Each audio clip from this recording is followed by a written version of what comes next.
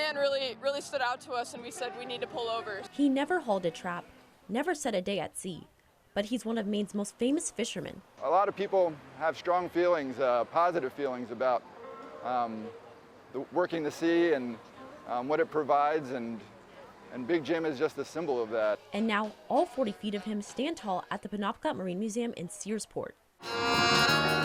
Visitors gathering Saturday to celebrate the return of Big Jim to his original form as part of its summer Sardineland exhibit. What better way to advertise an exhibit about the history of Maine's sardine industry than to have an original sign from that time brought back? Big Jim's story begins in 1959 in Kittery. Built to promote Maine's booming sardine industry, the towering figure once greeted travelers along U.S. Route 1 as they entered the state. He was then moved down east to Prospect Harbor in the 1970s, where he stood near the Stinson Sardine Cannery for decades. If anybody wanted to know how to get to Stinson's, they just say look for the Sardine Man in Prospect Harbor. Retired plant manager with the Stinson Cannery, Peter Colson, says Big Jim ended up outlasting the very industry he was built to promote. Well, just bring back memories for everybody.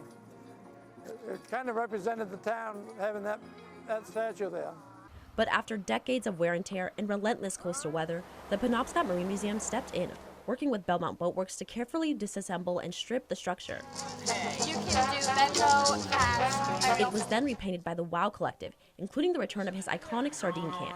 It's most exciting for us to be a team of women painting large-scale murals and being a part of the history of Big Jim. Now Big Jim is once again impossible to miss, standing along U.S. Route 1 through the summer. I think the man's pretty entrancing. I think that the idea of Sardineland is pretty unique, and I guess we wanted to check it out and figure out what it's all about. Standing as a reminder of the people and industries that shaped Maine's shoreline for a new generation. Say sardines! In Searsport, Akua DeVal, News Center, Maine.